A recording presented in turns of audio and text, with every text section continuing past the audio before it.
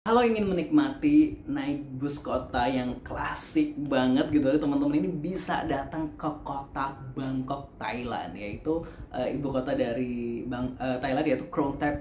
Aduh, Mahanakhon apa gitu, pokoknya itu, tapi tetap bisa disebut sebagai kota Bangkok. Ini menjadi nama ibu kota terpanjang pastinya di dunia. Nah, gue punya pengalaman, maksudnya kayak ketika menaiki bus di kota Bangkok ini kita dalam travel story ya pasti ya di MGO. Teman-teman subscribe dulu ya, kita akan cerita. Jadi kan gue ke Bangkok itu tahun 2022 silam gitu. Terus ya emang sih ketika gue naik melihat bus-bus di kota Bangkok ini, kesan pertama gue ini wah klasik gitu. Tapi sebenarnya tetap ada bus yang modern yang ber-AC, tapi kayak lebih jarang karena gue lebih sering banget nemuin bus-bus yang klasik gitu. Terus ini warna-warni gitu kan, warna-warni kayak merah, orange, kuning, pokoknya mencolok-mencolok lah warnanya gitu kan ya. Terus klasik lah, gue lihatnya tuh klasik kayak bus-bus jadul gitu, tapi masih tetap beroperasi gitu kan. Kalau di Jakarta kan udah nggak ada gitu kan, kayak Metro Mini, Kopaja ini kan udah nggak ada karena udah gabung semua di Transjakarta. Nah, di Bangkok ini masih ada gitu. Nah, terus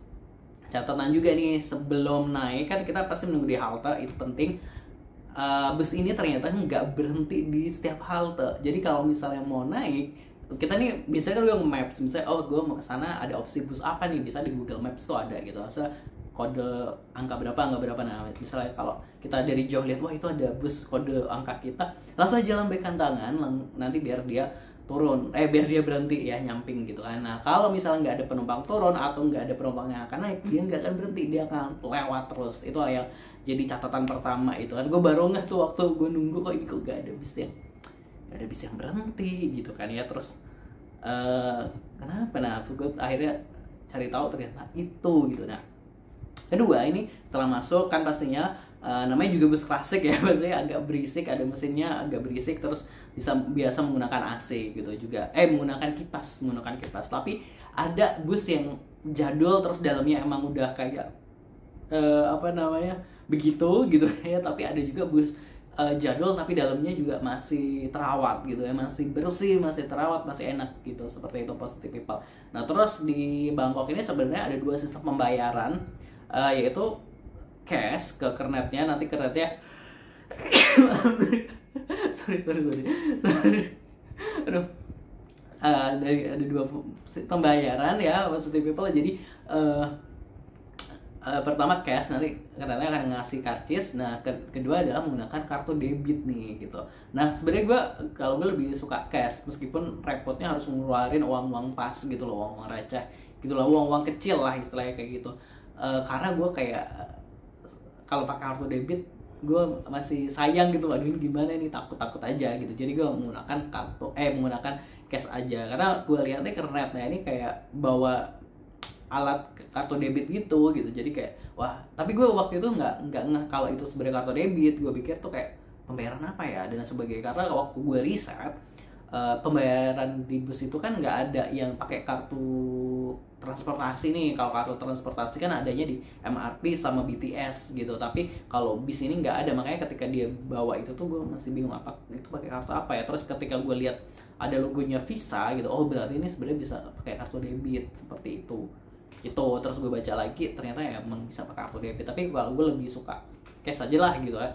Tapi ya emang PR-nya harus nyiapin uang receh dan lain sebagainya gitu.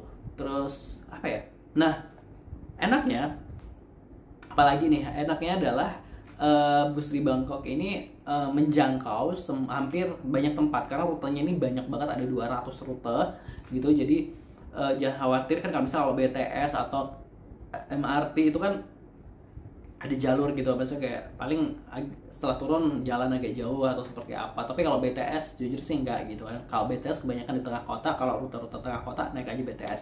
Tapi kalau bis ini emang bisa menjangkau semuanya lah, istilahnya seperti itu. Tapi yang jadi PR adalah macetnya kota Bangkok itu luar biasa, nggak kalah sama macetnya Jakarta. Jadi kalau di jam-jam sibuk nih, berangkat kerja atau pulang kerja, jangan berani-berani naik bis ini di kota Bangkok kalau nggak mau kena macet gitu ya.